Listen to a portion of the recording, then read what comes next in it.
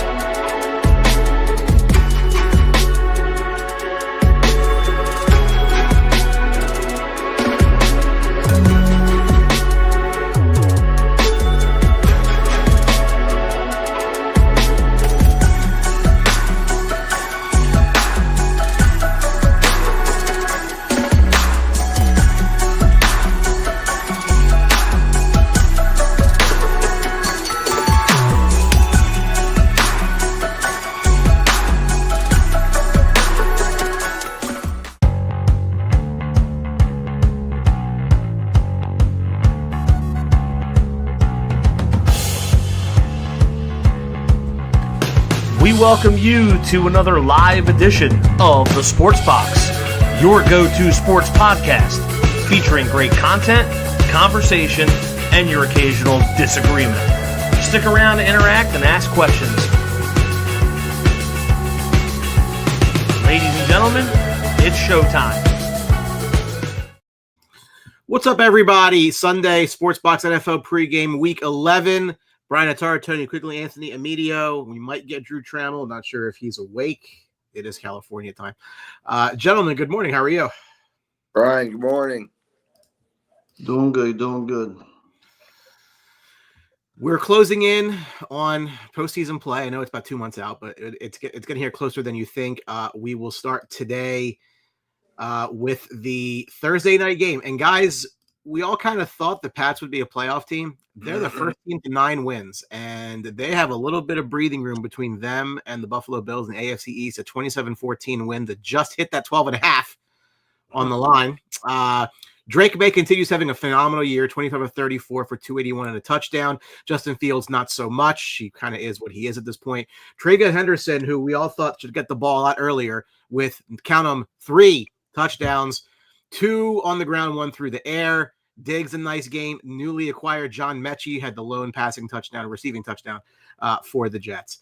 Guys, from the Patriots side, we kind of touched on this earlier last week. And if you look at their schedule, it doesn't get any more difficult. How good are they really? Like, is this a team that if they end up somehow with home field advantage throughout the AFC playoffs because of this soft schedule, that they can take this all the way, despite the fact that they might not be the best team in their conference? I don't know about taking it all the way. That's a hard lift for such a young quarterback. I mean, we've seen guys like Joe Burrow get there early in their career, Dan Marino get there, but it's hard to say that those guys overcame what this New England team's looking at. This team is good. I mean, they embrace and embody what Vrabel speaks about. They're a tough team. This is a team no one wants to play. I can tell you that. Like, when you're in a playoff, if they could get over the hump, if they actually beat Buffalo during the playoffs, which looked awful last year, and awful last week. But going into Kansas City or playing against Kansas City, who here or there, it's tough. It's going to be a big lift. I think they're going to be an underdog. But they're a good underdog story because it's a team that plays, like everybody likes to say, hard-nosed football, embraces the Vrabel concept, and I don't think too many people, outside New England root for the Patriots, but because this is definitely a team that has a little bit of everything that you could get behind. It's a good surprise, similar to Indianapolis. I think they have a really good shot. I mean, May's playing phenomenal. Obviously, he's a front runner MVP here. And I think really the emergence of Diggs over the last maybe 2-3 weeks, has really propelled this offense. They look a lot better. We got Henderson now coming on. He's a real player. And they'll get Stevenson back. So, they're getting these offensive weapons. They have a good tight end in Henry.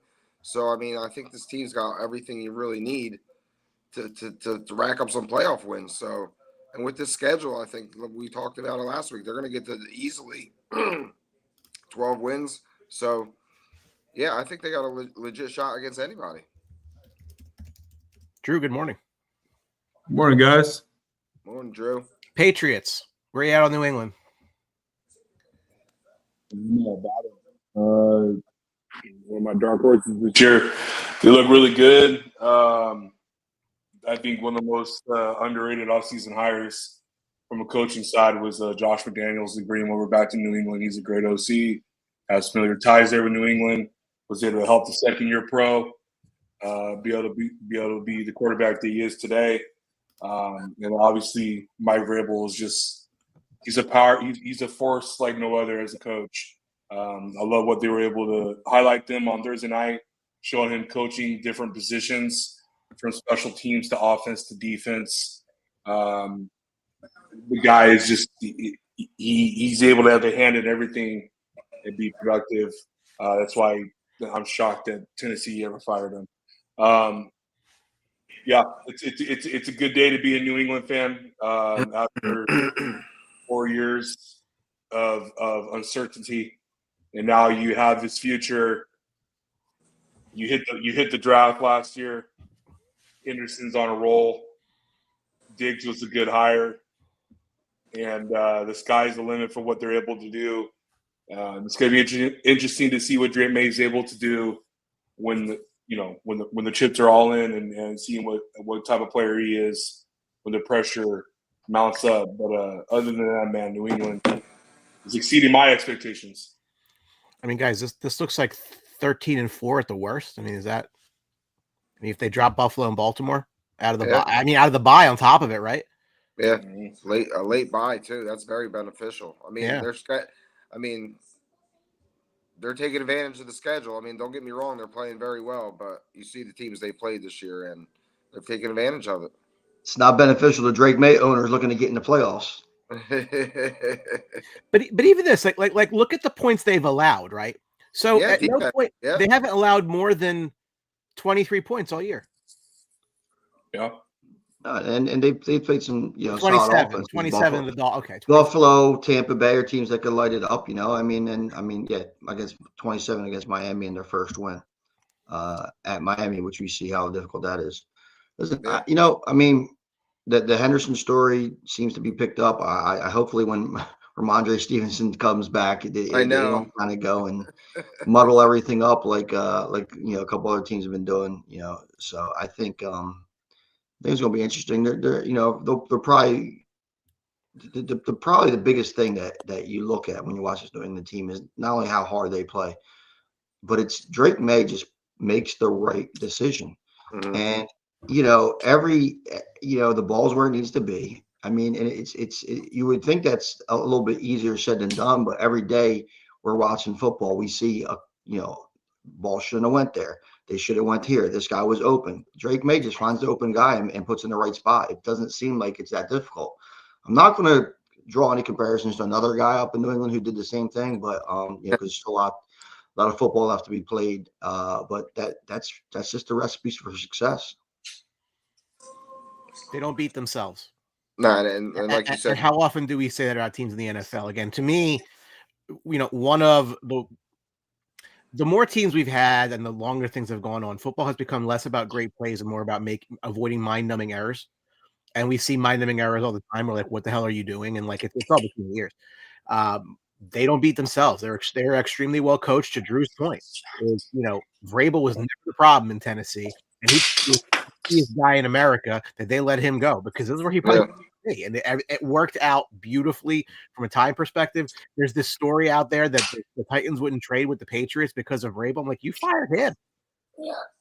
But what is that all about, right? So, it just makes them look really, really bad. Dave Berman agrees about Drake May's balls, so they're always perfect. An unabashed Tom Brady fan. But look, I mean, the road is opening for them, right? At the end of the day, home field does matter in the playoffs. And if they can get home field advantage through the AFC playoffs, I don't think anybody wants to go to Foxborough. Yeah, I mean, listen, they're rooting for Tampa today. They want to get those home games.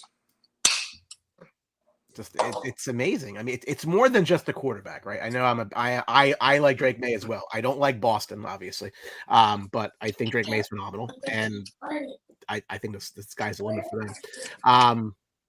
Staying with kind of a theme there, so Brian Daboll used to be in the. Actually, before we do that, anything on the Jets? Anything about the Jets? Absolutely not. Any talk? No, just the quickest thing that I say. It's we're more than halfway done the season here, and it seems like they finally started using Justin Fields in the first half of the game, like they should have used him, and then they went away from it, and next thing you know, New England pulls away. So I mean, I don't know. I mean, he started off a couple of drives with nice runs, and that's what they should be doing, and then they just got away from it and head scratching. But anybody who has Justin Fields as their quarterback in a real NFL situation, I want 3 years out of him at tops. I'm going to run him, use his ability, and if he gets hurt, so be it. Oh, we got a touchdown, I think. Yeah, look at that. Oh, wow. Deebo Samuel.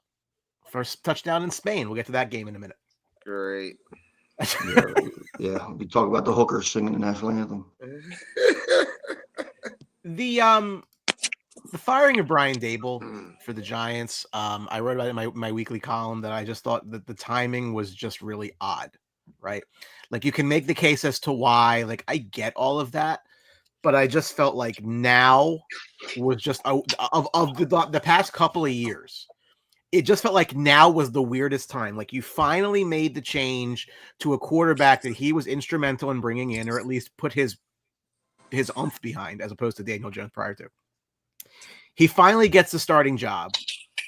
They're not winning primarily because they keep losing big players to injury. I mean, they are what they are. Nobody thought it would be a playoff team, but they thought they'd be better.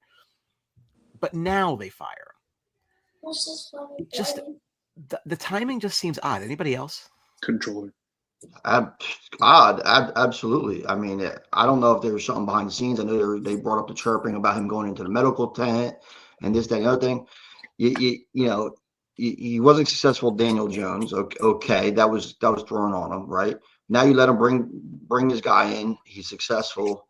There has to be more to the story because the timing of a quarterback actually playing good for the guy that drafted him. I mean, it's just a little head scratching. I think there's a lot more to the story. Yeah, to be honest, I don't know. It's been an absolute disaster, and I think the firing was deserved. I mean, he's putting this kid's health at risk. He's running. I forget the percentage of plays he's calling to run the ball with the quarterback. So I mean, and that's when you're an organization. Didn't we have the same thing about Josh Allen though early in his career? Yeah. That's the thing. Like, yeah, and Fallon had a point about they couldn't convince. Listen, that's dark. That's who he is as a young quarterback right now. Like you can't. But Tony, you're investing all that. You're going to be investing all your future into the kid, and you got this guy running him like a running back, and they're not even winning games. So you're putting him out there as a lame duck, in my opinion. I mean, that Bears game. I mean, they were going to win that game. He got knocked out of the game because you're running like a quarterback counter. Like it makes no sense. Like so, I think. And then the weeks prior, when he's going into tent, I mean, again, a health issue with his number one quarterback, a future for the organization. I mean, this comes from up top. I mean, you got to be fed up. If I'm the owner of the team, I'm like, what the hell are you doing? So I think it was. I think he should. I see what the basis is, right? And I think you guys could agree. All these guys, Josh Allen, Lamar Jackson, they ran early. That's because that's who they are coming into the league. It takes time. And you're not going to draft a Jackson Dart, who we all were pretty high on, and have him play a different way. You just can't do that. It's just not going to be successful because then he's not going to be out there playing comfortable how he does. I 1000% disagree with Ant and what Ant said. And the reason why I say that is because you fire a guy who is relatively, we see it in our own eyes, very IQ smart on offensive schemes. We saw how he was trying to school Jaden Daniels on his one-on-one when that's the guy he wanted the whole time. Now you want to talk about the GM should be fired. The fact that the owner hasn't fired the GM, who's an absolute buffoon, on how he deals with contracts. Didn't want to pay Saquon Barkley $2 million more to have him come back because of pride. Didn't want traded the future away when you didn't have a quarterback or offensive line whatsoever, which is two of the most important things to have to be able to move forward in a franchise. You're making irresponsible decisions from a GM standpoint, and you're putting your head coach feet full into the fire. And you expect Brian Daboll to pull yourself out of it. This is why I have a effing problem with the Giants and just how they construct their organization. You're on a trend of, yes, you're losing games by one possession at the end of games, but at least you're in the games. Yeah, but Drew, Brian Daboll was doing that. How are they losing them? How are they losing them? They're absolute disaster. Because they're a young ass team that has no direction. It's because horrible they're playing wild. It's not good coaching. I disagree with you. I think it is good coaching. I just think at the end of the day, you have a rookie quarterback, you have a rookie running back. Your offense line is lower into the trend. You don't give him players that are at least decent or good to be able to say, "Oh, you know what? I'm going to fire this guy because of my decisions and my drafting and my free agency that I'm not giving this guy the team that's good enough." Brian Daboll is a hell of a coach. Watch him get picked up as the offensive coordinator right away in the offseason. He's going to be a hot commodity. If that's the case, then what are you doing? He's going to college. He's going to be in college football. Watch. But and that's a shame because I would take him in a minute. If the Chargers ended up falling flat on their face, I'd take Brian Daboll's scheme right away. Yeah, but you're not. You're not taking him fit. as a head. You're not taking him as a head coach to lead your football team, correct? For who? You'll take the Chargers? I'll take him as a coordinator too. As a head coach? I'm not taking him as a head coach. Well, I'm not going to take him over Harbaugh. No. Drew, what's your chief complaint with Joe Schoen? Is it Saquon? My big complaint with him? Like, it's like just you're curious. Like, I think his poor. I brought up their draft. I just want to kind of touch on it a little bit. But like, when you say, I don't like this guy. This guy should be fired. Like, is it specifically because they let Saquon go and kept Daniel Jones? Well, if you watch the Hard Knock show, they're the only team that did it because they're idiots. We saw inside of what they were doing and how they were talking and how he was negotiating and how he was constructing himself with making draft picks and this and that. I think he thinks he's smarter than everybody else in the room, and he makes really hash decisions that he doesn't need to make instead of listening and depending on his head coach and the development and the scout team that was telling him, you need to go this way, and you're not, and you want to go the way you want to go. The whole Abdul Carter pick, it made no sense to me when you have the guys you already have. And by the way, he hasn't done shit this year. Just a heads up. Look at his stats. Yeah.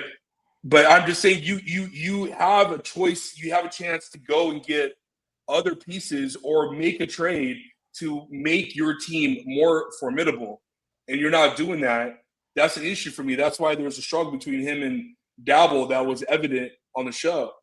And it's just a lot of issues I have with him. Like Brian, we're talking about $2 million between him and Barkley. No, but I get all that. I don't think Saquon Barkley makes a lick of difference for this Giants team. I never did. And I think I go back to, and he makes a difference. It predated Schoen and Daboll, but the year that they went to the postseason, out of nowhere, right? Mm-hmm. And they won a playoff game in Minnesota, and they got beat by the Eagles, and the Eagles then I think lost the Super Bowl. This was 2020. I don't remember what year. Anyway, neither here nor there.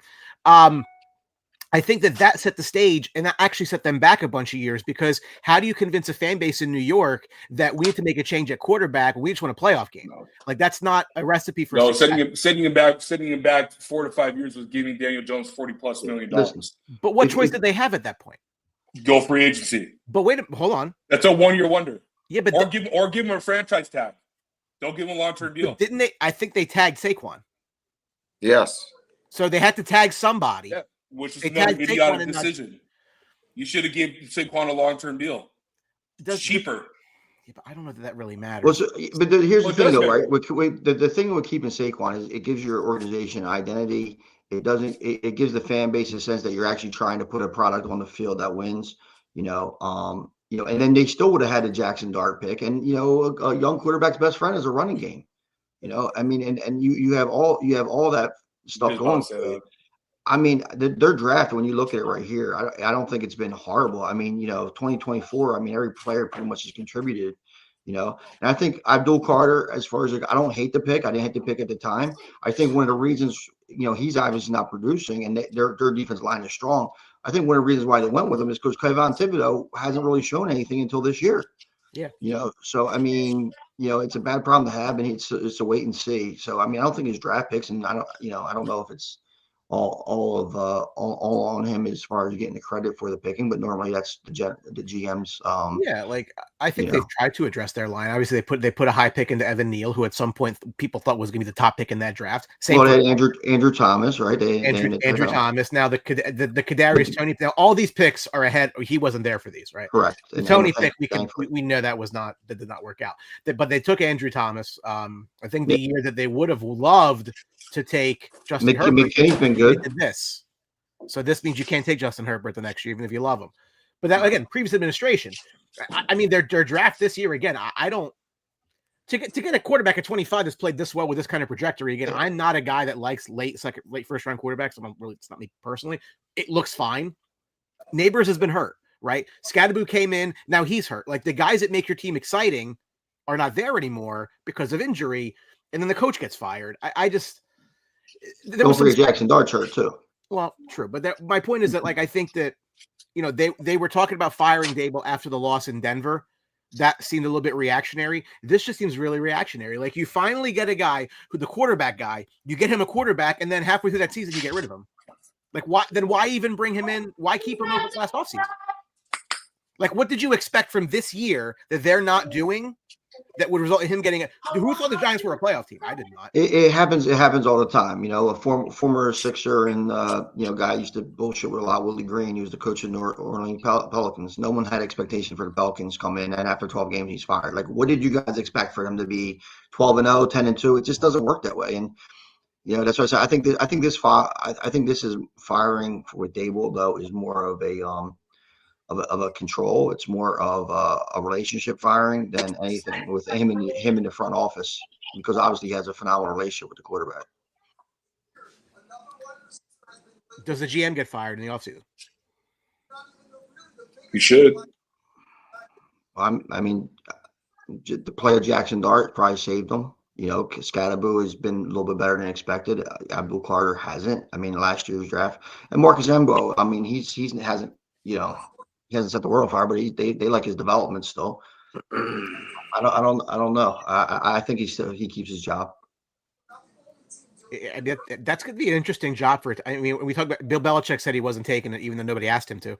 I'm not taking it either. Just let you guys listen. I won't be taking the Giants coaching job. I just want to let everybody know. I'm not taking the pay cut.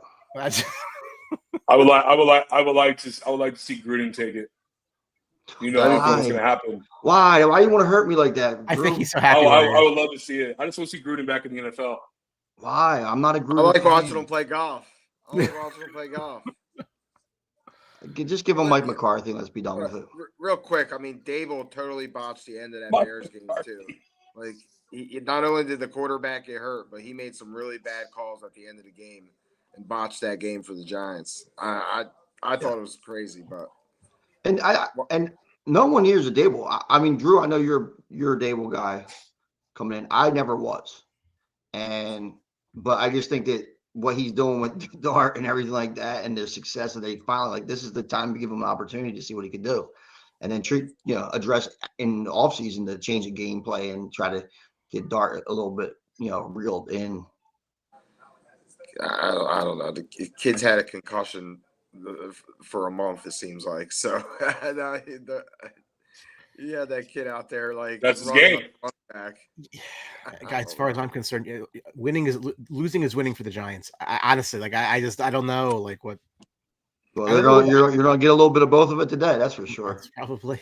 One last thing before we get to the games today. Joe Burrow was seen back on a practice field. I'm reading today he might be back by around next week or the week after. They currently sit at a 3-6 record. They are a dog today, and we'll talk about that game in a minute. So let's just say they're 3-7. Is it even worth him coming back? Can he play DN? Can he play corner? I mean, I are you going to go Flacco as quarterback and Burrow, playing linebacker? I mean, what are we doing with Joe Cool here? I don't know. I mean, you have to see how the rest of it shakes out to make that determination. I think they'll wait and see. Yeah, I mean, he's probably dying to get back on the field. So I mean, if anything, I mean, he's really pushing himself and pushing them to get back on the field. But as an organization, I can't see how you put them back out there with their offensive line, and obviously, I mean, I don't know. I can't see it. It would have to be all on him. He would have to be pushing them to put them in. If they're not in the playoff race, no, so it's not worth the start. So this is their record. Look at they're playing. A lot of L's, a lot of L's here. Then this is the next 4 weeks are at they get home to New England. They go to Baltimore. They go to Buffalo, and they get Baltimore at home. So we're cooked. So this is not exactly a favorable schedule. We'll just leave it at that. If you're 3-7 and that's where you are, and you pretty much need to lose one game the rest of the year to get to 9 wins, which might not even get you in the AFC right now. I mean, yeah, does he want to get back out there? Probably. But I mean, at what point do you just say, hey, listen, like, we'll pick it up next year? No, I hear you. It's lip service, Bri. Lip service.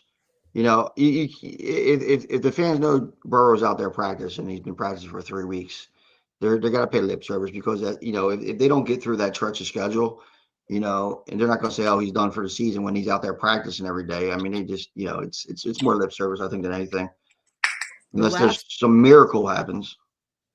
So listen, I'm an unabashed Joe Burrow guy. He's in my fab group, which might grow by 1 coming the next season. However, let's be fair. Offensively, they have not that has not been the problem for the Bengals, right? Joe Flacco's gone in there and done unbelievable work the last couple of weeks, right? The first week they threw him out there on short notice and they got 18 points. Then you look at 33, 38, and 42 points over the last that's 73 points over 3 weeks. Like, trust me, you're not hurting for points.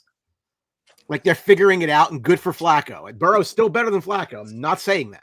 But what I'm saying is that has not been the problem. Flacco threw for almost 500 yards November 2nd, their last game. So I just don't know that it makes a difference. I mean, we thought their defense would be a problem. I thought their offense could overcome it. Clearly, I was wrong about that. But if you're 3-7 by dinner time, I don't see the point. Yeah, I agree. And I don't know why anybody thought their defense would be better than last year. I mean, they really didn't do much. No, but I thought that the offense could do enough to get there. What more did Joe Burrow have to do last year? You forget he broke like every record imaginable, and Jamar Chase won a triple drop. It's just like, I don't know. I'm trying to think. Head coach and GM that should be fired. Is it a coaching problem? I mean, don't get me wrong. The defense is a problem. They tried to address it in the draft. They haven't done a very good job of it. I would not have paid both those receivers. Zach Taylor, defense or offensive guy? He's an offensive guy. Yeah, the offensive guy. So he's going to say, well, my offense, and and they'll keep making a change in defense, and they'll take from there. So. We'll start today's slate with the game going on right now. It is a 13-6 Commanders lead. They have the ball on their own 12-yard line, 2nd and 10. Tony, how much personal enjoyment do you get out of just the absolute collapse of the Washington Commanders this year? Enjoyment, I don't know. I mean, it's the way it happened, injury related, that kind of stuff. I didn't really expect much of them. I expected a regression from Daniels. And see how it is. But when guys are out and hurt, it takes a little bit of the joy off of watching them wallow in pity. And they're still beating the friggin' Dolphins who knocked me out last week. And crazy. Yeah. So it's not. I mean, listen, Buffalo played bad there, but the fact that the Washington football team, or whatever the hell you want to call them, is struggling. It's based off of injury. McLaren hasn't been out. I mean, yes, you enjoy it, but it's all injury related. It's not like they're playing bad. So I don't really get joy in injuries.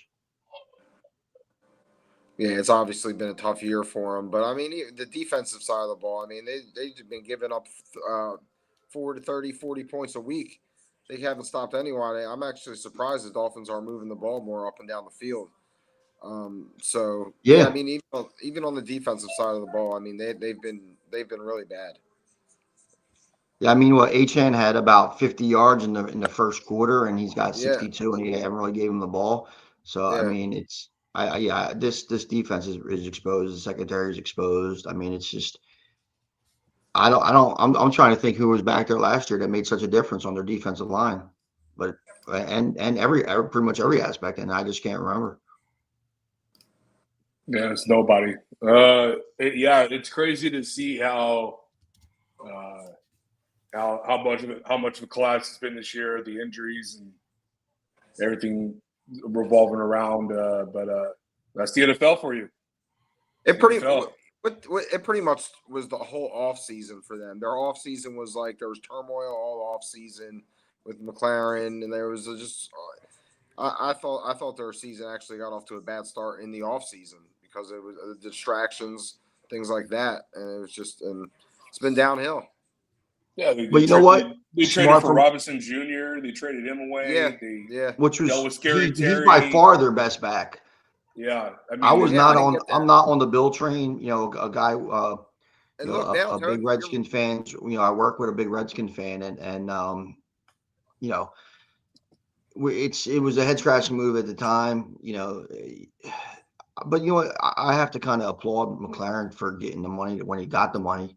You know, because if he didn't, and you know the season that he's having with the injury, and the Daniels regression and injury, I mean that's a so nice timing on him for getting paid.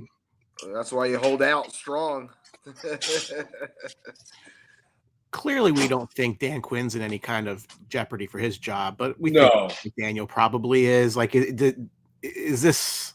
We know they made the change at GM. They gave McDaniel the rest of the year. I think that the ship has sailed for him as well.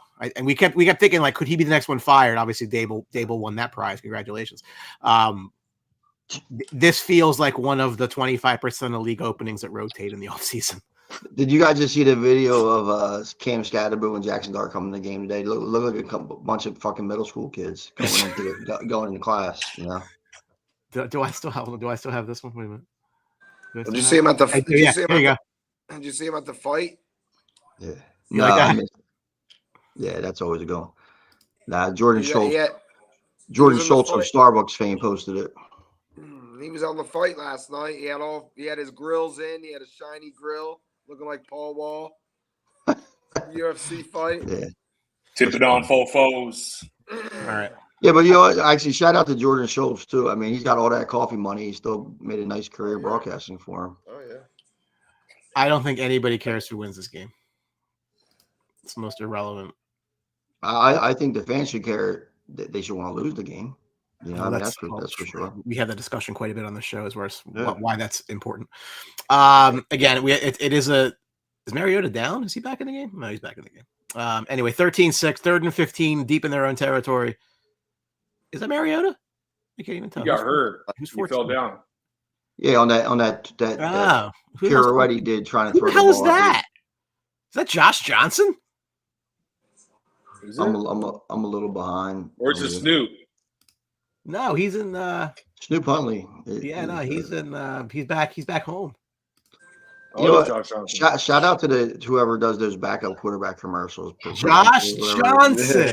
Wow. Josh Johnson is 39 years old and still kicking in the NFL. How about that? That's awesome. Well, he did a great job handing the ball off and walking off. I mean, that's amazing. Yeah. Yo, that's survival. That's survival. I don't care how old you are, you can still hold a clipboard.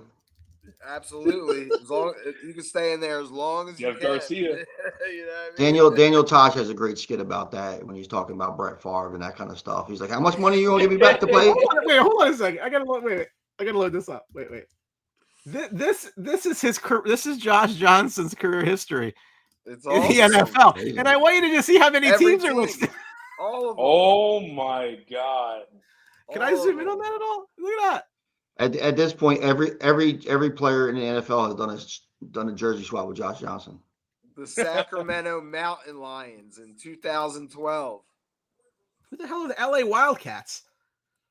Did he go to one of those leagues? So you're going to pretend you know who the Sacramento Mountain Lions are? No, but The XFL. What's the San Diego? Oh, that's the. Remember that? Oh God, I remember that now. That's wow. He's been in multiple leagues also. He plays, and here's the thing: he plays football year round. He was with the Niners on 4 different occasions. I mean, everybody loves Big Johnson. 2. Did I miss 3? And then 4. in 2022. Hey. Wow. How about that? Okay. Good for him, man. That's the most exciting part of that game. Let's talk about Josh Johnson's career. A lot of divisional matchups today. And we'll start with the one, well, at least on the 1:00 games, as the Carolina Panthers at 5-5 go up against the 3-6 Falcons, and the 3-6 Falcons are favored by a field goal and a hook. 41.5 is the number. Ted McMillan's one of 5 wide receivers the last 10 years with over 3+ receptions in each of his first 10 career games. Atlanta is the only team to lose 2 consecutive games with 6+ sacks and 2+ takeaways. Ever. How about that? I don't know what to make of this team. I don't know what to make of this team. I don't know what to make of this game today, really. I'm kind of leaning towards the Panthers here with the 3.5 hook. I think Daboll could have a good game here. They've been committing to him. It seems like the offense has run through him. It runs pretty well, and the Falcons have just not been playing well. And we've talked about the play of Penix. It's really hasn't been standout, hasn't been good. I'm tired of watching Tyler Algier score all these touchdowns every week. So that's not really helping me either. So I don't know. I'm leaning the Panthers today. I'm going to take the 3.5 here. The last time that the Falcons won a game was just over a month ago, and that was hosting the Buffalo Bills. The last time that the Panthers played the Falcons, it was a 30-0 win by Carolina and on home field. Yeah, you know why? They're a Jekyll and Hyde team, just like their quarterback. You don't know what you're going to get. You do not know what you're going to get from this team on a week-to-week basis.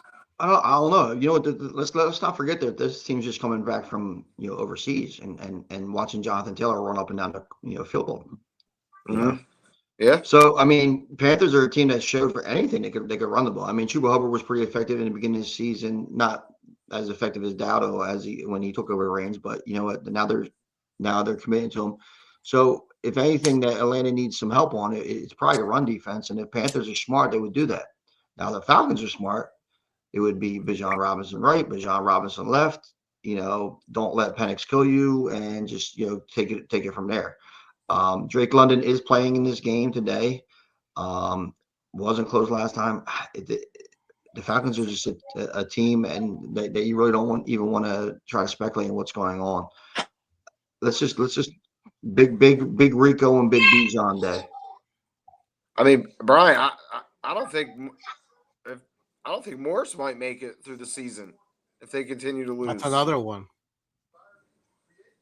They had expectations, guys. I mean, if you lose a home division game today to a team that blew you out 30-0 earlier, I mean, that's got the writings on the wall of a coach getting booted out to me.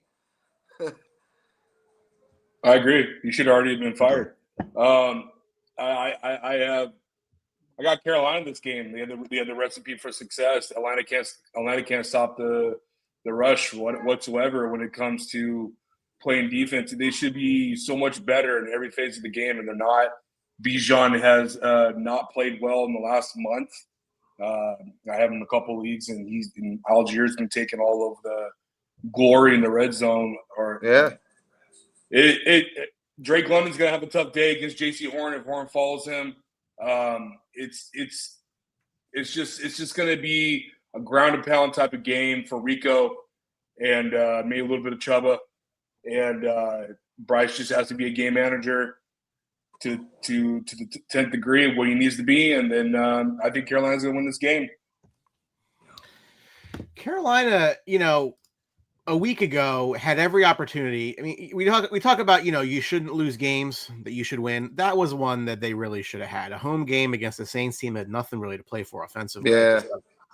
Like that, Like they had won 4 of their previous 5 of their previous 7. Like you can lose to Buffalo and that's okay. You know, you can lose to the Pats on the road. Like they had beaten a couple teams in a row, and then you put up that clunker, put up 7 points offensively. They need to go get a quarterback, Brian. They need a quarterback next year. I still think they're a quarterback away. Yeah, I think they're a quarterback away from being a postseason contender in the NFC. I'm not a Penix guy. I never have been. Atlanta. Oh, I'm sorry. Atlanta. Carolina. No, trust me. I knew exactly who Drew was talking about. I drew the same thing. I'm sorry. I thought I said Atlanta. He doesn't pass the eye test. Penix is slow. He makes slow decisions. His mind works slow. His legs work slow. Yep. I don't know what anybody saw with him is trying to give him the reins now, especially after he's not the guy like you're like, oh wow, Kirk Cousins. We signed Kirk Cousins, but now we got a chance for Michael Penix. Oh my God, we got to do whatever it takes to get him. Kirk Cousins isn't good, but you know what? Neither's Michael Penix, and they can draft capital that could maybe help Kirk Cousins succeed a little bit. So, shout out to Sean from Pine Hill, my guy. That's a good point. I mean, Sean's a huge Giants fan, and it's it is a little head scratching on my opinion, but I think there's a little bit more to be said about that. That'll probably come out in the New York media. I still say Daboll goes somewhere and does something. I really think he can be very. No, good. That's breaking news. Write that in your column. He's going to go to Penn State. Brian Tard. Daboll goes somewhere and does something. No, but like riveting. Positively. Sticky note. Positively, like he's going to be okay. Like it's. I don't think he's the problem. I'm telling you, he's going to go to college. Watch, he's going to go to Penn State. Penn State. LSU. They're gonna throw. You know how much money a college team would throw at him? Way more than an NFL team. I know how much Brian Kelly's getting paid. Just a different lifestyle, though. Yeah. No, and I think LSU wants an LSU guy. I think a lot of guys came out and said that. So I mean, at least somebody who knows how to say, some of the Creole words correctly. Dude, I mean, is there anything better than getting fired as a college coach and just they buy you out with tens and millions of dollars? Like it's unbelievable. But you know what? I listen. College coaching nowadays is extremely difficult. It's impossible. You can't develop players or leave. Nope. It's like, and then you're trying to recruit every single year. Not only just like filling your class, you're recruiting other teams to field a team. Like, I need a quarterback this year. Let me go recruit and let me pull. Jets cornerback / special teams Chris Boyd was shot and critically wounded in Manhattan early Sunday morning and is fighting for his life at Bellevue Hospital. The shooting occurred around 2 a.m. No arrests have been made. An investigation is underway. I can't tell from the picture as to where exactly that was. Yeah. Okay. I mean, nothing good happens at that time of the night. After midnight, right? Yeah. I disagree because I've had some amazing times after midnight, but I mean, and they already played this week, so I'm not mad at that kind of stuff. But I mean, it's crazy world out there. Target. Yeah. Probably the game of the early set here, as the 6-3 Bucks at the 6-3 Bills. Bills are a 6-point favorite at home. 46.5 is the number. Baker Mayfield needs 5 touchdowns to pass Stafford for the third most by a first overall pick in his first 8 seasons, which is really wild if you really think about it, because Baker's career trajectory has not exactly been one that's had any kind of stability up until recently. Josh Allen has the most total touchdowns by a top 10 overall quarterback in the last 8 years. That should not surprise most people. The Bucks keep battling through injury. They have not been, I think, at optimal health the entire year. All year, They are still 6-3. Credit to them. The Bills need to get their heads out of their ass because the Patriots are not going to let them get back in this division race. And all of a sudden, this was this year to me where Buffalo had to go do it. Like it was now or never for them. They're getting older, and now they might even get a home game. So you cannot, I repeat, you cannot go lose to this Miami Dolphins team last week. You can't do that. The losses that they've had have been to New England, probably still won that game, Atlanta, no show the week after, and Miami last week. Honestly, guys, that's coaching. I'm sorry. I'm not a McDermott guy. Never have been. Yeah, I mean, if you're talking about him getting fired, you're talking about the OC getting fired. I mean, it's a it's a weird situation to be in. I mean, because Josh Allen has played dreadful. I mean, can you blame that on coach? Can you blame it on the OC? I don't think you can at this point. But somebody has got to pay. But you know what? They're 6-3. The over under in this game is eye catching because I expected it to be a little bit more, but Tampa's really banged up on offense. I'm gonna have to think the Buffalo Bills rebound today. I think they covered the 6. I think they hit the over. But I don't think it's going to be easy, obviously, because Baker always brings the fight to him. But Buccaneers bad loss last week. Not worse than the Bills, but I think the Bills looking to kind of concentrate and reel it in a little bit. But I'm going to tell you right now, this is probably the best game on the 1 o'clock schedule, and both these quarterbacks are really fun to watch. So I expect some turnovers and some head scratching plays, and some jaw dropping plays too. One of the key things that I thought was interesting in this game, Keon Coleman healthy scratch. Yep. Disciplinary. No, they said it wasn't disciplinary. Disciplinary, yeah. He missed a team meeting on Friday. Yeah, they just announced it. They just announced it. They just said it. Okay. Because I'm glad they came out with it because at first when it was announced, they said they just want to look at Gabe Davis and McCole Hardman. So you could see how that goes. But yeah, it's I'll take the Bills this game. I agree with you, Tony. I see the 6 here, and I mean, if it was, I think maybe a little lower, I'd be more suspicious and maybe lean more on the Bucks. But I mean, it looks like Vegas feels Buffalo is going to bounce back here. So yeah, I'm going to take the Bills here. I mean, they're not playing well. Don't get me wrong. I understand that. I think this is going to be an up and down game, but I'll take the Bills here with the -6. Couple of things I like today. Obviously, I think the Bills are going to have to utilize Cook. I like him today for a touchdown. And also for the Buccaneers, goal line wise, they've been using Sean Tucker, so I like him today. You could get him a +240 for a touchdown. If they get down there low, they're going to get down there. They're going to get down there with Tucker. So I like him as a little sprinkle play there, 240. Looking at the numbers, what's the biggest number that jumped out to you in this game? The biggest number, you mean spread wise? No, just like player props and that kind of stuff.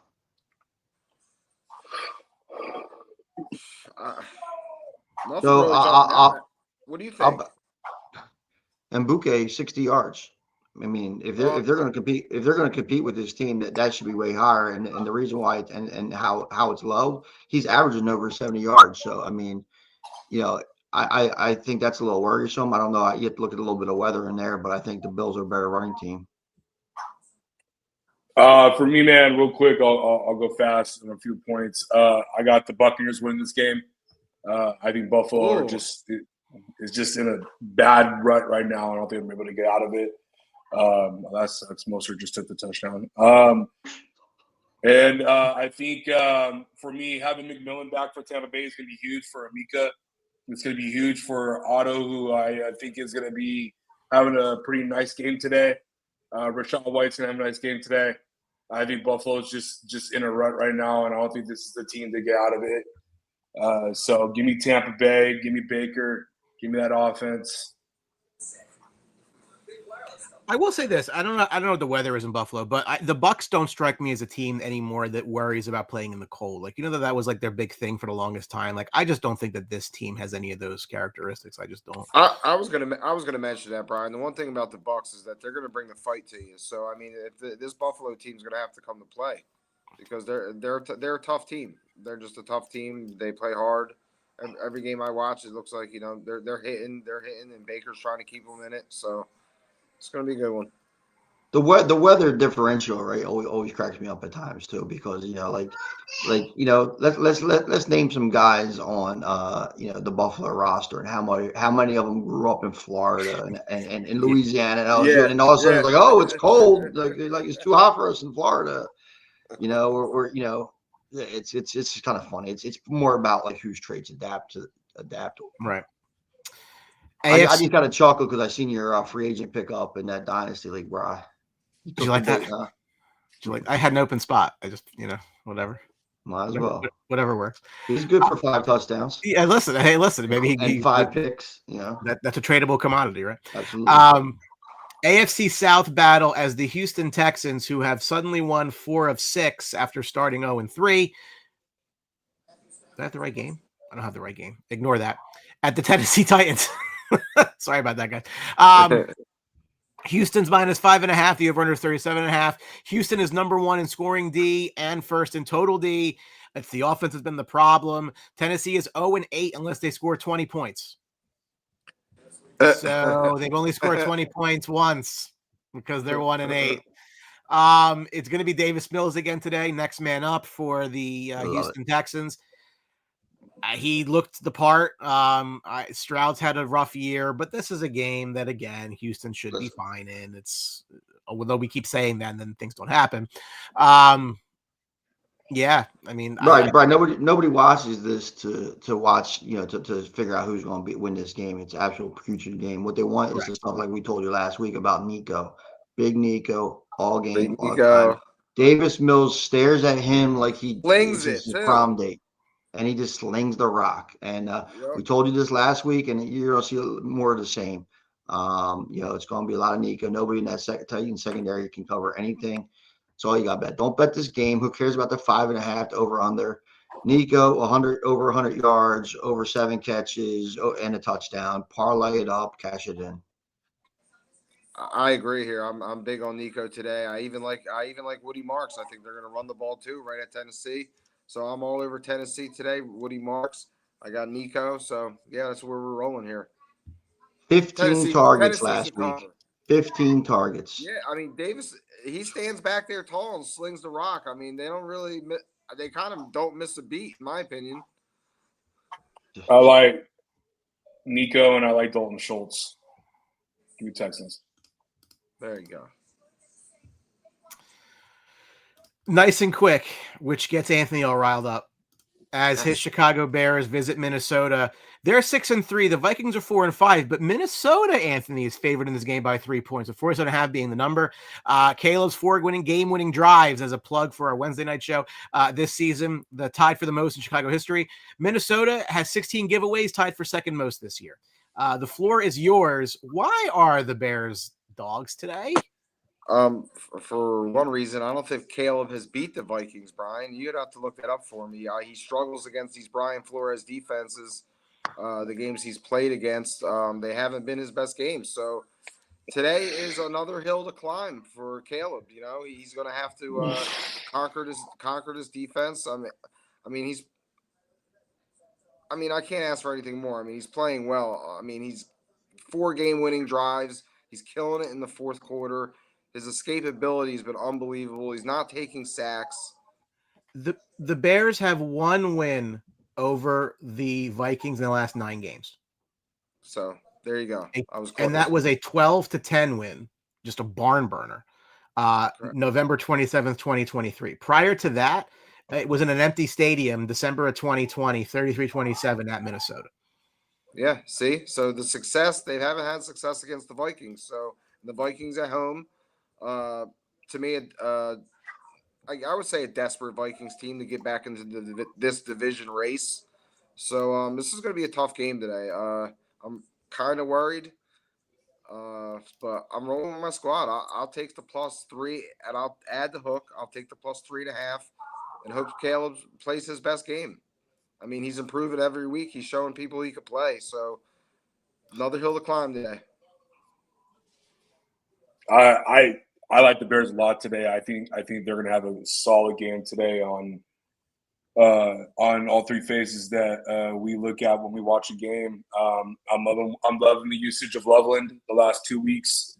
Yeah. I love the 1-2 punch that we're getting with Swift and Manungai. The right side of the offensive line has played a lot better, according to PFF, if you're a believer. And the quarterback play in the last 2 weeks on Next Gen Stats, Caleb has picked up his time on throwing the ball at a faster rate, which is something that I've been a complainer of all year with his gameplay. I think he's obviously, I think we'll all agree it's been a way better year for him under the tutelage of Ben Johnson. I think his game will rapidly get better as time goes. And I got to give a shout out to my brother, the co-host on Game Winning Drive. He picked the Bears to be the 5 seed, and right now it's looking good for them. Right now, if they win today, it's an uphill to it's another hill that he climbed, and we got to give credit where credit is due with Ben Johnson, with Poles, and everybody. This is a big game today. It's a big game for Chicago today. I got Chicago winning. Listen, this is the easiest game to pick. Always easiest game to pick. Here we go. But here's why.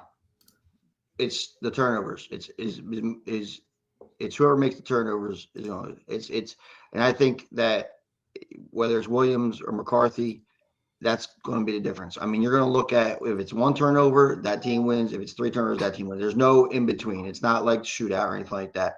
I think it's going to have to be who controls the ball.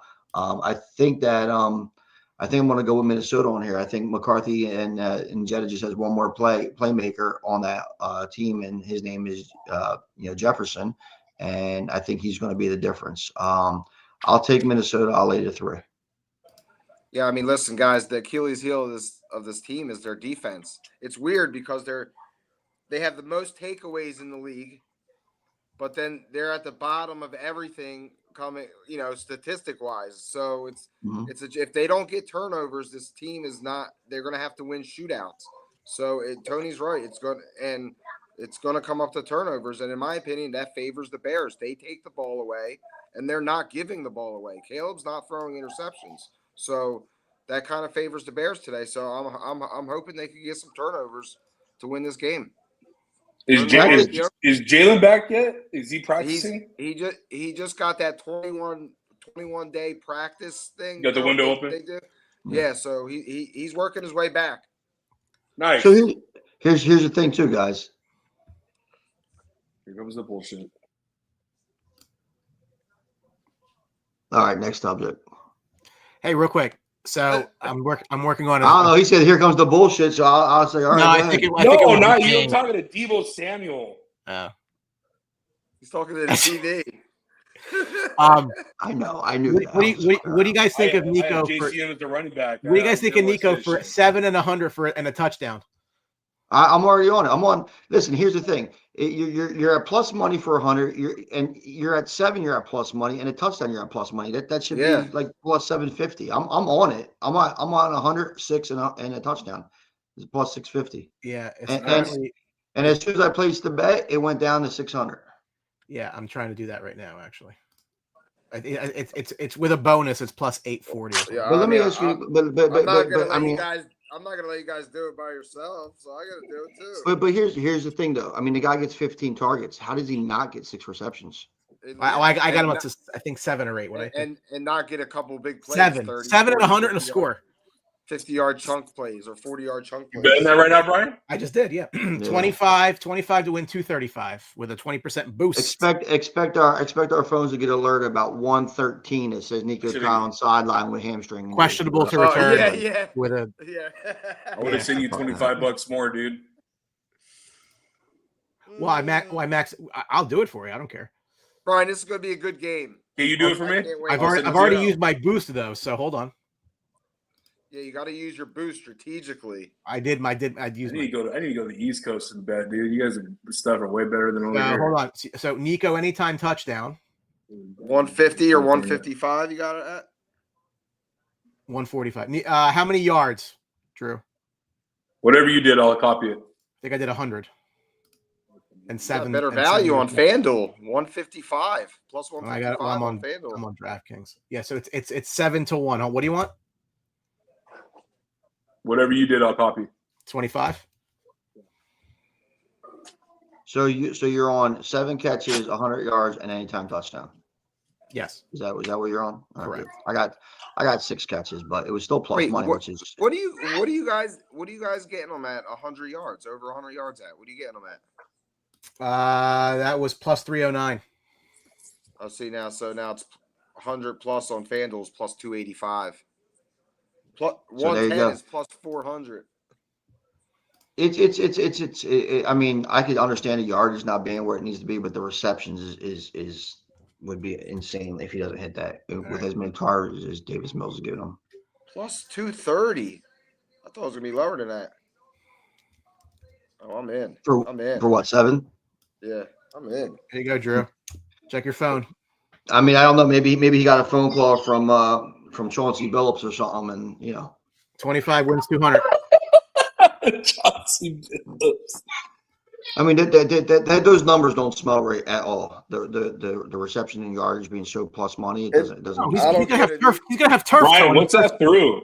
I don't get Definitely. it either. It don't make. Oh. Where are they playing? It's in Tennessee. Yeah. What's the weather looking like? Oh, I don't know.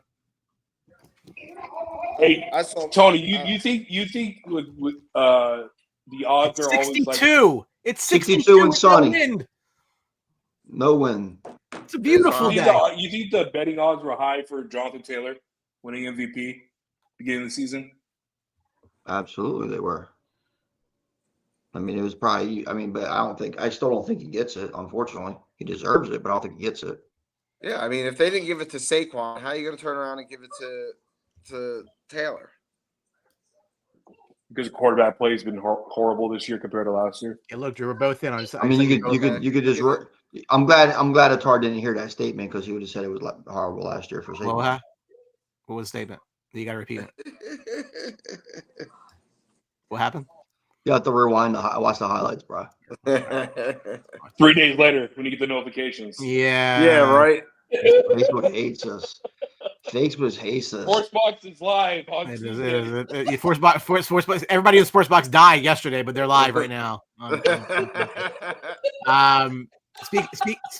Speaking of dead, the Packers have lost 2 games in a row. They are 5-3-1 at the Giants today, they're a 7-point favorite on the road.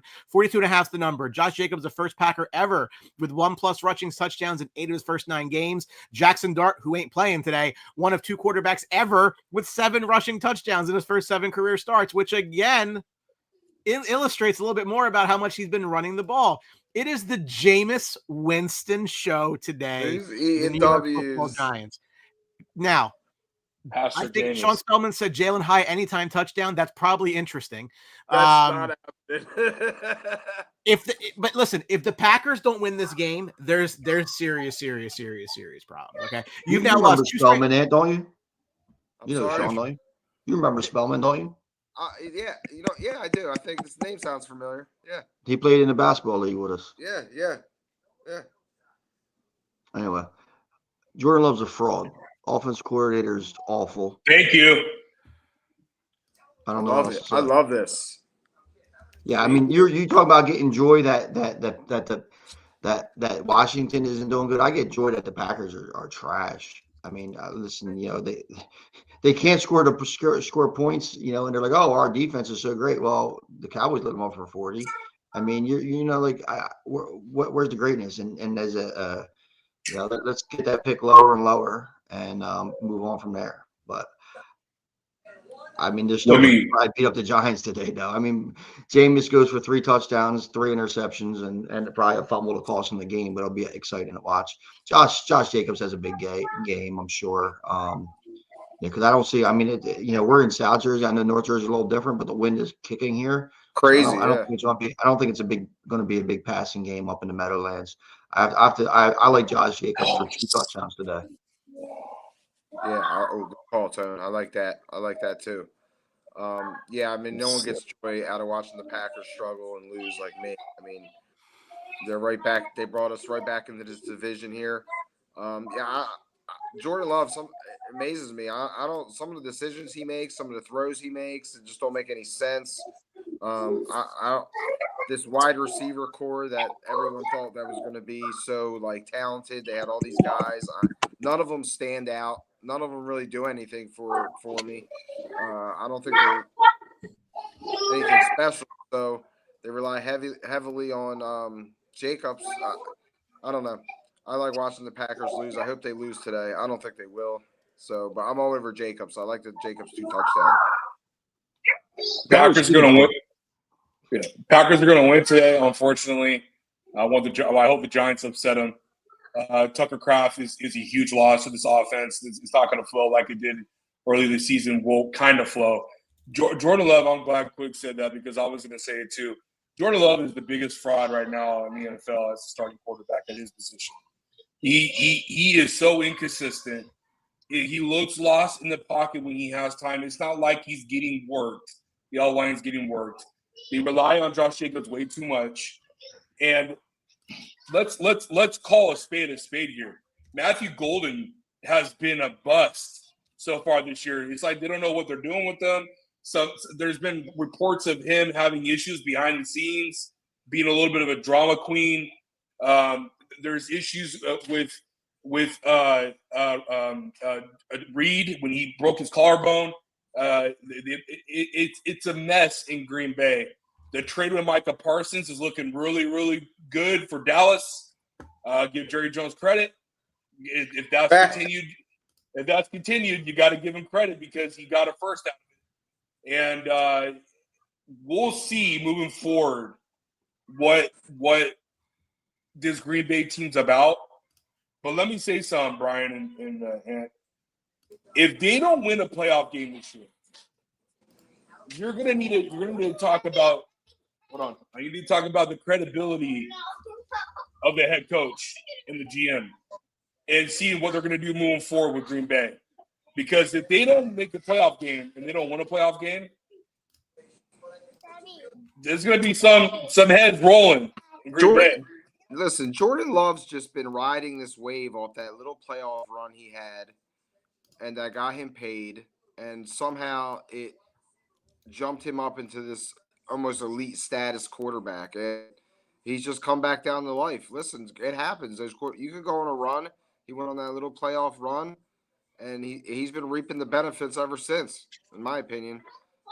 His play has done nothing but go downhill since that little run he had. I agree. Well, but doesn't that? But let me ask you. Okay, so I get a lot of flack because I pick quarterbacks I think are really talented, and that's all I ever say. But people take that much deeper than that. Look, Jordan Love and Brock Purdy both had really productive years a couple of years ago, right? But that's where it's not always talent doesn't always equal production, right?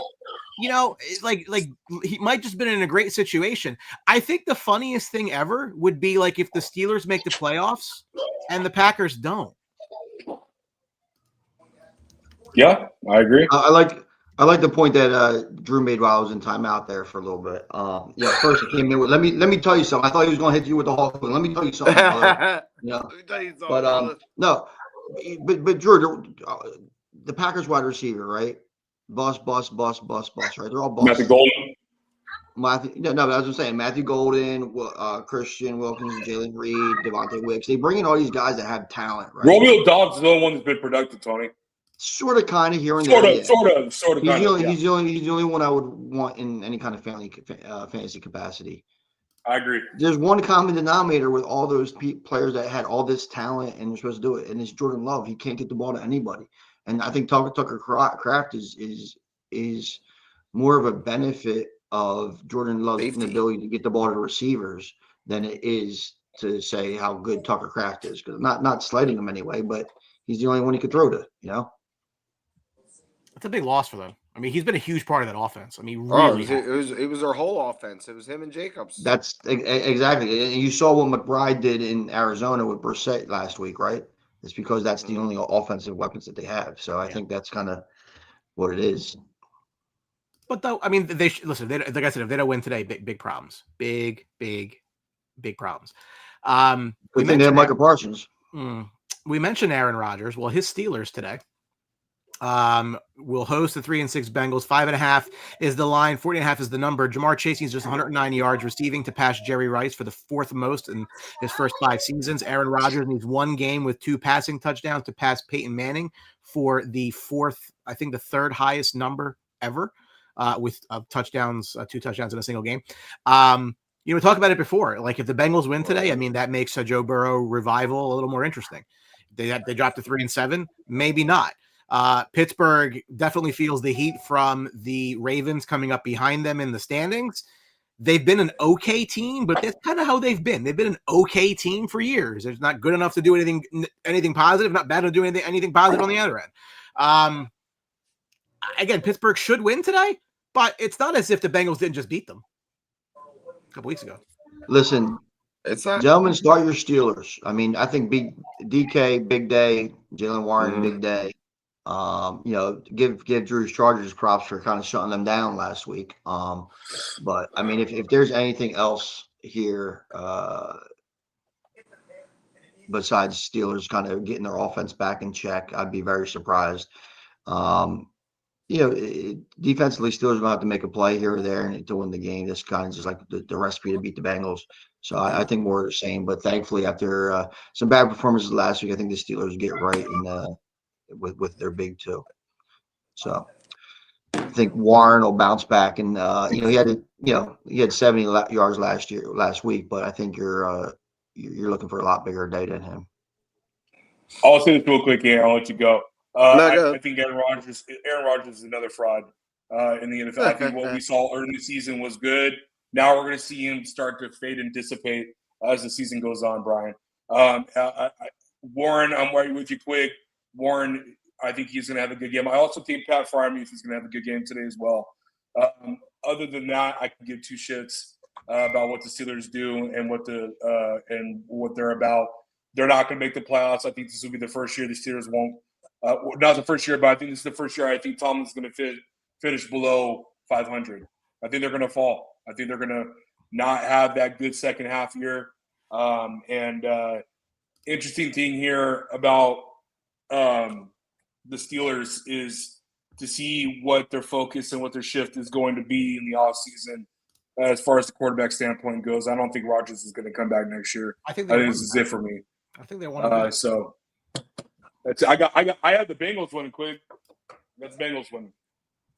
All right, good call, Drew. I like the Bengals here too. I'll take the +5.5. I like the over also. I think this has a making of a good fantasy game. I think there's a lot of the Steelers defense has been playing better lately, but I think Cincinnati has a lot on the other side, and Flacco's perfectly capable, as we've seen, of putting up numbers.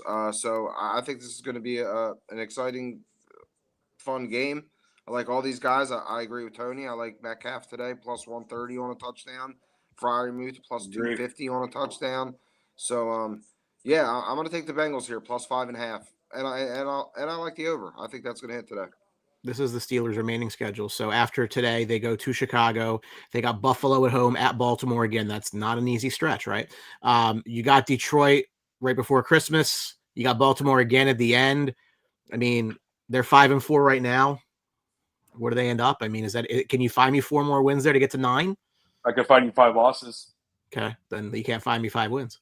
I'll tell you right now too. You showed the stat about Peyton Manning Rodgers needs 2 touchdowns to tie Peyton Manning. He knows that. He knows that. Absolutely. You know what I'm saying? Like Aaron Rodgers is that guy that is he's definitely going to be paying attention to that. And 1,000%. I think Drew, I think you're right as far as a tight end is going to score a touchdown. Yeah. But between Jonnu Smith and Freiermuth and Darnell Washington, I don't know. I'm just not that. I'm not taking that bet. But I mean, I think you're right. I think the tight end will score, but good luck picking which one. Hell, bet on all 3. Yeah, Tony, you know how he's going to get his 2 touchdowns with the shovel pass? That'll be one of his touchdowns. The ones where he just flips up to the running back. The pop pass. Yeah, that's considered pop a pass. The pop pass. Yeah, I do have Jalen Warren 2 touchdowns, so I'm good with that. There you go. What the Chargers and Herbert did for Keenan Allen last week. Yeah. To get his stats. Also dope, dude. Last of the 1 p.m. games, the Los Angeles Chargers coming east to the 5-4 Jags. The Chargers a 2.5-point favorite. I think that's time related. I think it should be higher. Over under 43.5. Yeah. Justin Herbert needs 154 yards to pass Dan Marino for the 3rd most all time in their first 6 seasons. Trevor Lawrence is 2-0 head-to-head against Justin Herbert, including a playoff game everybody here remembers, where Justin Herbert gets a lot of flack, and he shouldn't. Drew, thoughts? Man, it's going to be an interesting game today. I love what Khalil Mack said the other day. He kind of alluding in between the lines that he's trying to get his licks back after that playoff disastrous breakdown in 22. I'm hoping for a solid game after going 3-0. I said on my with a bunch of my buddies who are on Chargers on Twitter, and I said we need to go 5-0 in order to make the playoffs. And this 5-game stretch needs to be lost to Colts. This will be game number 4, and then we go to a bye, and then we have the Raiders. So we need to go 5-0 before we get into that brutal stretch. Probably one of the worst stretches I've seen in a long time as a Charger fan of the teams we got coming up after the Raiders, which I believe is after week 12 or week 13. So need to win today.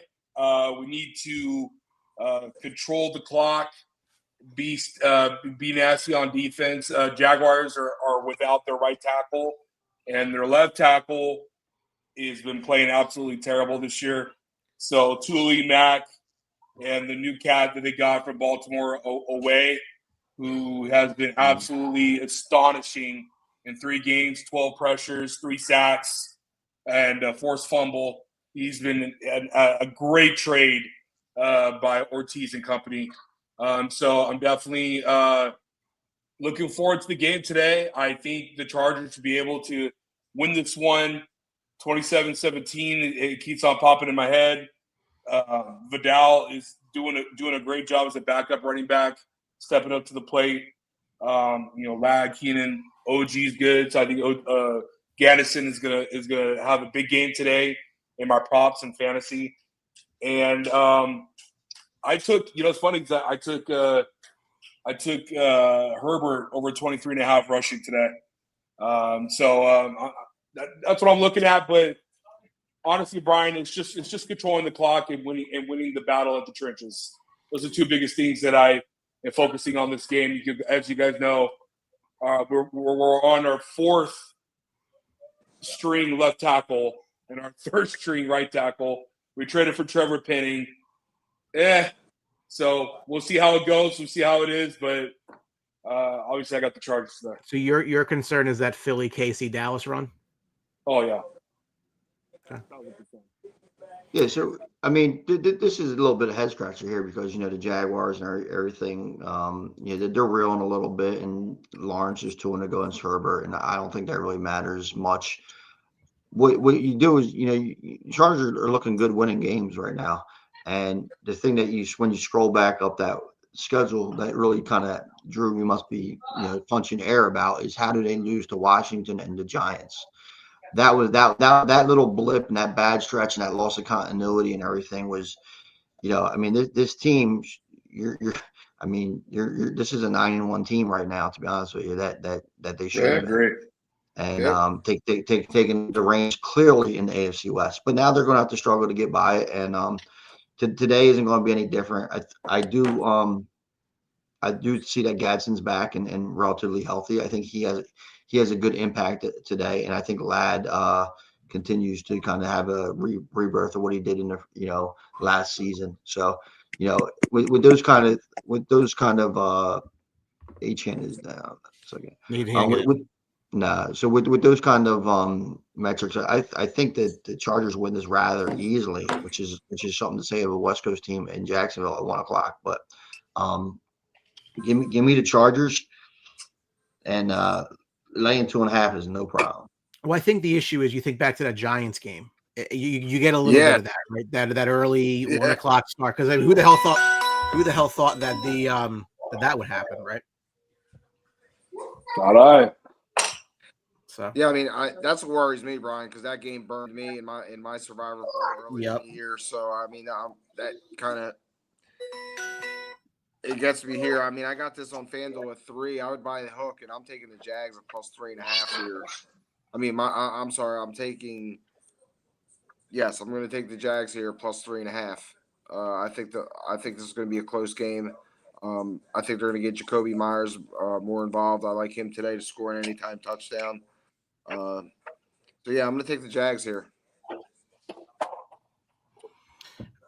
it's a tough game. I think the Chargers should win it. It's one of those games where they should, but that doesn't mean it happens. Really good. Yeah, really good slate of games in the afternoon. We'll start with the game of the week, in my opinion. The 2 7-win teams here for a division lead, right? Seahawks and Rams. Rams are a 3-point favorite at home. 40.5 is the number. JSN has 6 games this year with 100-plus receiving yards. That ties him in Seahawks history with Steve Largent in 1979. One more of those will give him the record there. Matt Stafford is the only quarterback ever with 4 touchdowns or more and no picks in 3 straight games. He is on a heater right now. The concern you had about the Rams this year had nothing to do with their roster. It had to do with his back and his health. Yep. He's been very, very good. And we talk about the NFC being a little bit more spread out this year. Again, I had the Packers and Rams in the championship game. I think the Rams are probably in a really good position to get there. They get a win today, and they're going to have the inside track into that. You just got to love what they're doing. I mean, they beat you in all 3 phases. Should have beat the Eagles. Let's just be honest there. The games that they have lost, and if I go back to, and I got to figure out how to, the screen is way too zoomed in right now, just for these purposes. I go back to the Rams schedule this year, and their 2 losses, one was against the Eagles and the other was against the Niners right at the end. This team could very easily be 9-0 right now. Probably should be 9-0 right now, if we're being honest. Like, that's how good they've been. Brian, both teams. Yeah. Both teams have been incredible. I mean, they're both dominating football games on both sides of the ball, offensively, defensively, special teams. I mean, both of these teams are well-rounded teams. They're obviously well-coached teams. Their quarterbacks are playing at their highest level right now. This is going to be an incredible game. I'm actually going to take the Seahawks here. I'm going to buy that half point. I'm going to take the plus 3.5. Love JSN today. He's going to show up in the big game. This is going to be a fun one, but I'm going to take the points here. I'll go real quick. I got the Rams today. I think they're going to give Sam Darnold the business. Give him a couple of different looks that he hasn't seen. But I got to get credit where credit is due real quick. My stepdad's a huge Seattle fan. I'm happy to see that they're being a success. Give a shout out to Mike McDonald as the head coach. He's doing a great job coming over there from Baltimore, and I think this is year 2 for him. And he's just doing a really good job. Great drafting, great offseason acquisitions. JSN is an absolute menace. He's the number 1 rated wide receiver if you want to go off stats and everything. He's just killing the game. 1-2 punch between Charbonnet and Walker. The offensive line is improved. The defense is improved. They're looking really good, Seattle. But I'm still taking the Rams just because of what you said, Brian. They're hitting at all phases. And to have Stafford, which I agree with you, that was our biggest question mark heading into the season was, can he sustain another year with his bad back? I mean, the guy took a freaking epidural to even be able to go to practice before the first week of the season. So the fact that he's able to withstand the pain so far this year and be productive, and he's on a hot streak right now, the sky's the limit for him. He's one of 3 of my candidates right now for MVP. Him, Drake May, and JT are the top 3 guys in my opinion. And I think this game today might elevate him to the number 1 spot. Sorry about the background noise. That's all right. But other than that, biggest thing I want to say here too is that the offensive line for the Rams, they have been playing phenomenal. And just watching their games and watching how their spacing and their techniques have been, because we really haven't talked much about Kyron Williams. He's having a quiet, sneaky, productive type of year. But you got to stop. The Dolphins. Oh my God. The Rams are. I got the Rams on this one. The Dolphins. I don't know, guys. I get all the Rams love because Stafford's still upright. But if you look at their last few games that they played 0 defenses that were worth anything. I mean, and so that's a great barometer for it. But this Seattle defense just demolished Arizona the other day, right? And it was a bad game for fantasy because outside of JSN, everybody was just kind of mediocre. Darnold didn't do much or anything like that. Defense carried them. If the defense of the Seattle Seahawks and Leonard Williams can get to Stafford, then everything changes. And I don't think that the Rams expected Seattle to be a contention like they are. I mean, they're trying to pull away, but they can't. Even the 49ers are showing some fight. Now they're going back to Brock Purdy. We'll see how that goes. But this is going to be a battle. I'm going to take Seattle. I'm going to take the 3 points. And I'm gonna be on JSN and Puka to have good games, receptions, and yards. The Seattle defense is no joke. They fly around. Right. They do. perform and they play. So yeah, I'm excited to watch this game. All right. 20 minutes, 5 games will be all right. There we go. 6-4 Niners could really use a win today in Brock Purdy's return at the 3-6 Cards. 3.5 the number for the Niners, 40.5 the over under. The Niners are 6-0 and allowing less than 26 points. I mean, maybe you should fix your defense, huh? Trey McBride has 5 touchdowns over his last 4 games. He had just 1 in the previous 5. He's been turning it on. Offense looks better without Kyler Murray. Draw your own conclusions about that. But this is a game where, again, the Niners really need to get a win because they need to keep pace with the loser of the other game. Right? They got to have that same record as them. If they intend to kind of leapfrog anybody, this is a game where you have to win this game, period. I don't know how you get there. We'll see what Purdy does. Niners should win this game. I want to go off. I've been saying this the last 2 years, and I want to remind our 22 members that are watching here on the show, Trey McBride is the best tight end in the NFL. And I just honestly, like, I know people love Brock Bowers, and I'm not going to say you're an idiot or anything like that. I get it why you like him, but Trey McBride, the guy doesn't get enough love.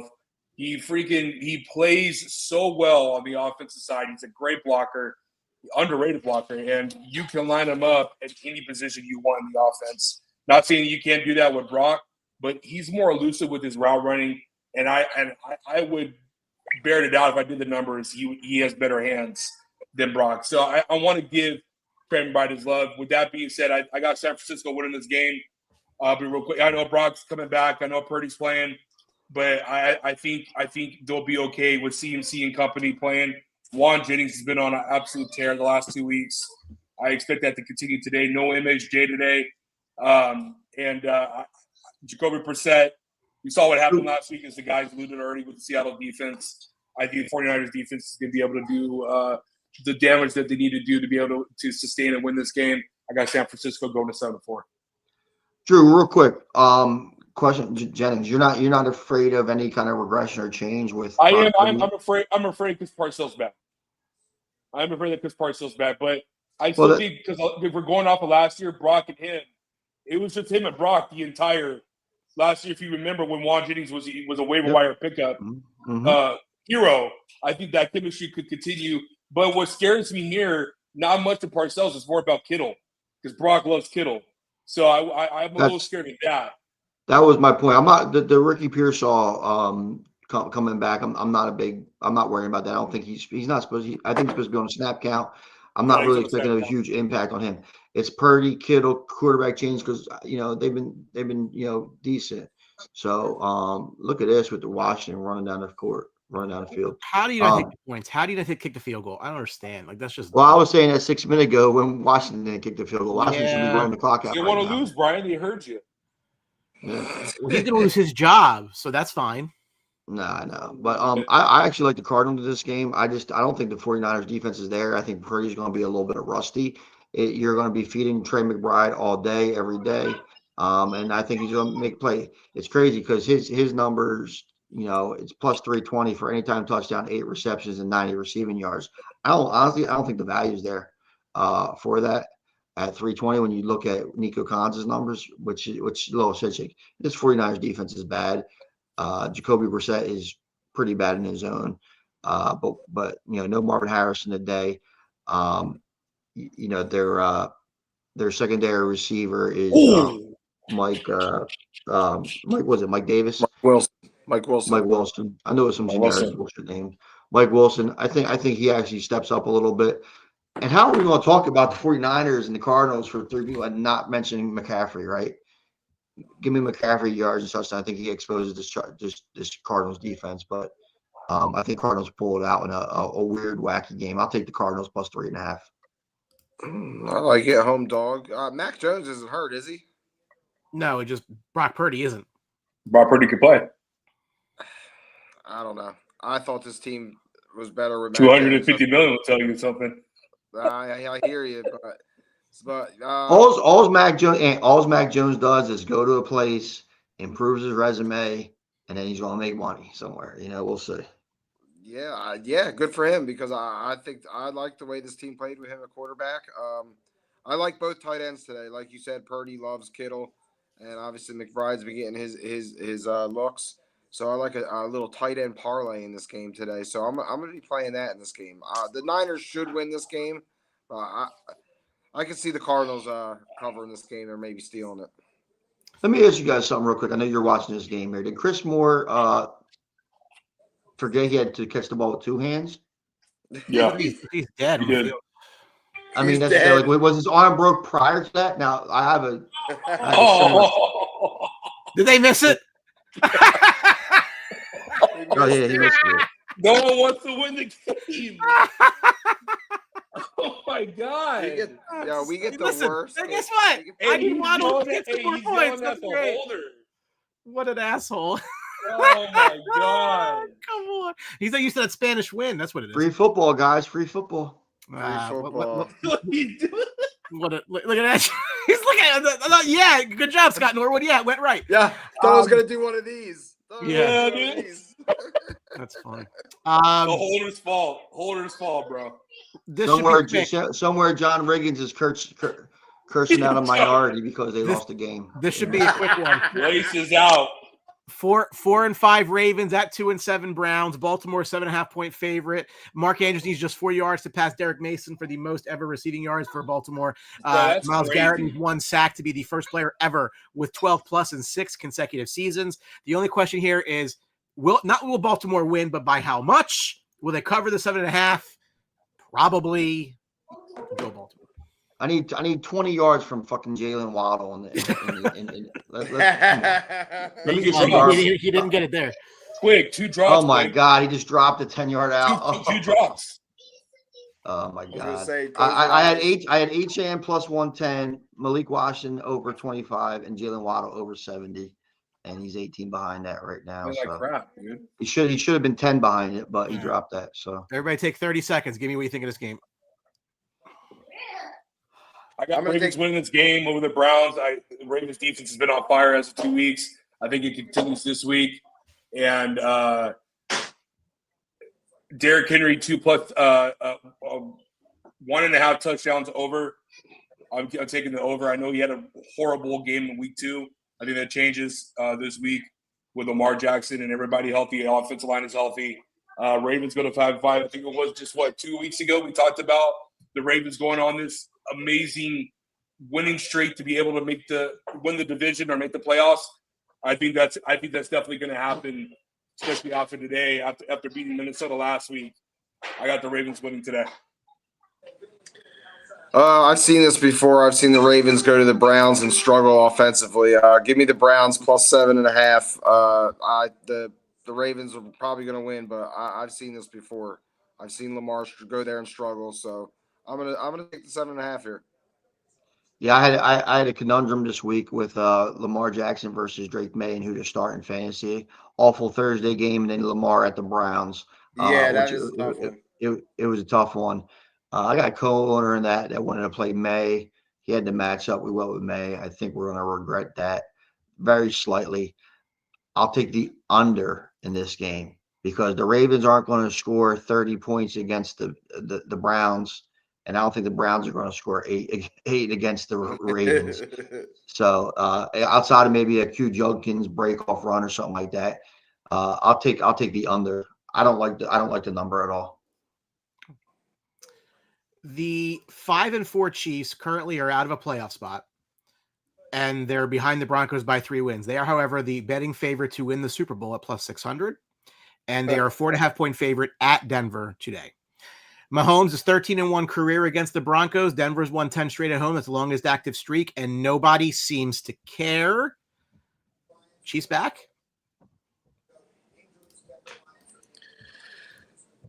Well, I don't want to write them off for sure. They are not in a playoff spot, and they are the favorites to win the whole thing. They're not dead till they're dead, right? And I don't think people are worrying about them getting into the playoffs because if they're in it, they could win it. I think people actually think that this Chiefs teams in some aspects is a little bit better than other Chiefs teams. They were just talking about that a couple weeks ago when Crashy Rice came in. Yeah, so I don't think that they have a lot of faith in Broncos, even though they're winning it. Because when you look at the schedule, it's gonna be interesting. I'll take the Chiefs here against the Broncos. No J.K. Dobbins. I think that hurts them with a little bit of running game. I don't think that they're going to be able to pass the ball too effectively against the Chiefs either. You mid Chiefs to pull out a win.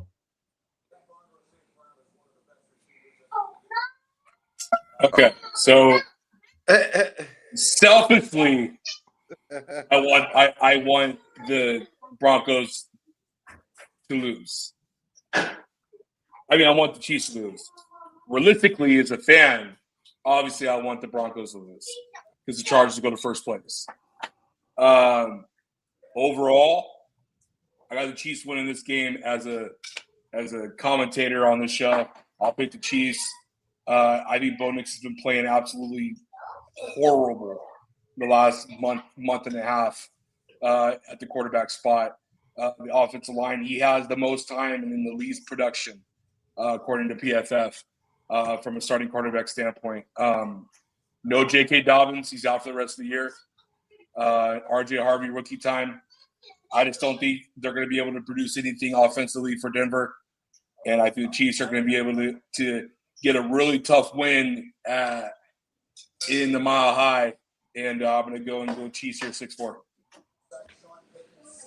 Yeah, I'll touch on the same thing. Nick, if it's not the fourth quarter, Nick hasn't been playing well. Again, no Dobbins, like Tony spoke about. So I think the Chiefs go into Denver and pull this out. I'll take the Chiefs here with -4.5.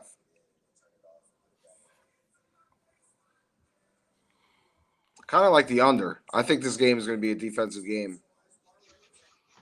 How upset are the people in Madrid that this game is still going? No, it's about lunchtime for them, I think, over in Madrid now, right? It's like 8:00 p.m.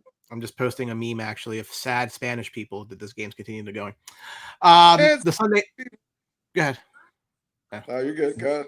The Sunday night game, NFC battle at the top of the conference. 6-3 Lions, 7-2 Eagles. Eagles 2.5-point favorites at home. 46.5 is the number. Detroit's 4-0, averaging almost 43 points against bottom 10 scoring defenses in the NFL. Hurts leads all qualified passers with a 16-1 touchdown to interception ratio. Might be something to do with how little he throws the ball. Anyway, lot of stuff going on in Philly with AJ Brown, and everybody's so happy, but they're winning the game, so who really cares? I am not a Hurts guy. That should not be news. I'm watching the show. Eagles find ways to win games. We'll see where this one goes. Hey, Dan Campbell's feeling himself. He came out, said he's going to be doing the offensive play calling for the rest of the year now. Interesting. See how well he does without Sam Laporta. Expect St. Brown to eat underneath a lot. You know, they seem to the offense did look good. You know, JMO got a little bit involved last week as well. So, you know, weather's going to be a little bit nasty up there at the lake tonight. It's going to get cold. It's going to be windy.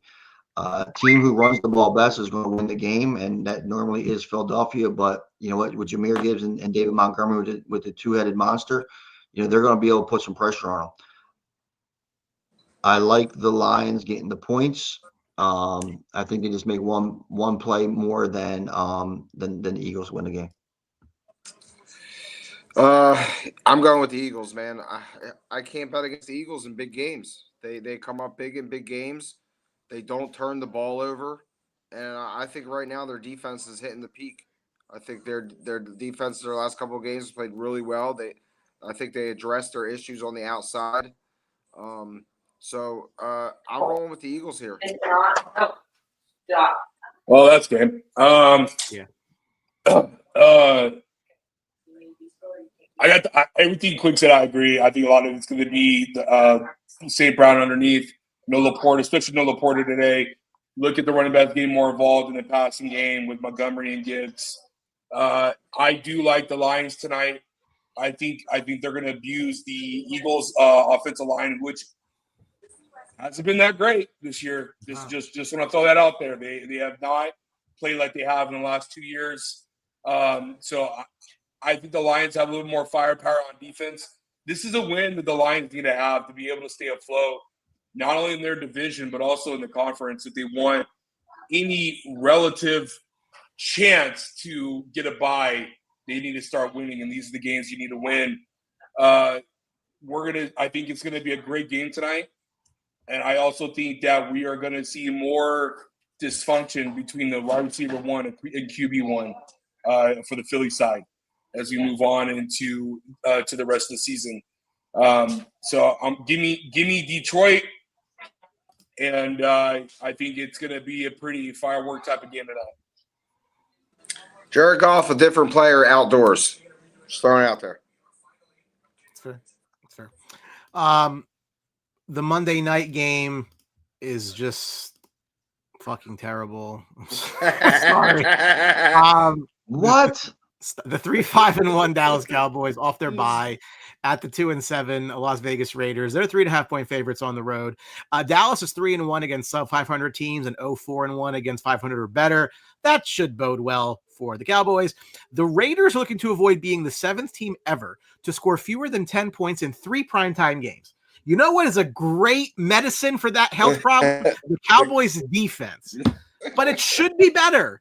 They brought in Quinnen Williams. They should be able to stop the run much better than they have in the past. Tony, the floor is yours. You got 5 minutes.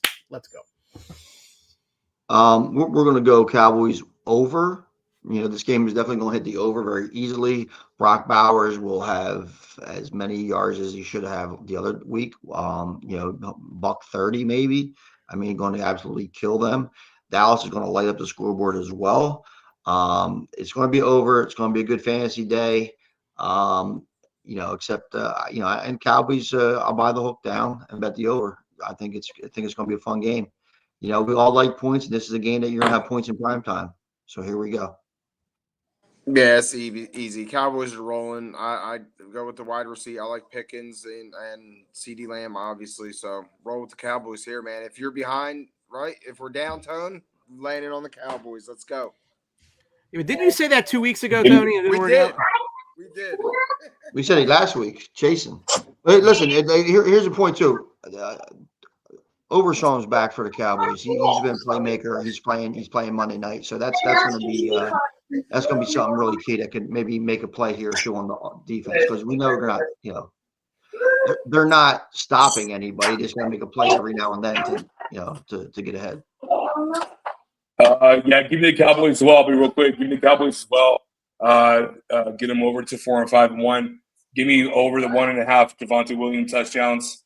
I think he's gonna get 2 on Monday night. And Dak, he should be able to feast against this really bad secondary and linebacking core. All you got to worry about is man Max. Just pinpoint on him the best you can. Chip him if you need to. That should be the game plan for Dallas. Dallas should be able to get a dub, and I still think Pete Carroll's going to get fired. Okay, it's going to happen. Okay. Why you support elder abuse, Drew? What's Pete Carroll? AARP, bud. AARP. Listen, Pete Carroll took this job just to have a nice job in Vegas. He's doing a residency, don't fire him mid-season. Just let the season play out. They're not getting. Oh, that's fine. I'm just saying he's going to get fired. That's all I'm saying. Real quick, where are you placing your bets to win the Super Bowl? Looking at that money, I'll take and those odds.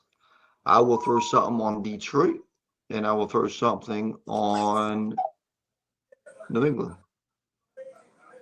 Yeah, I was mentioning New England, and I like the plus 950 with Seattle.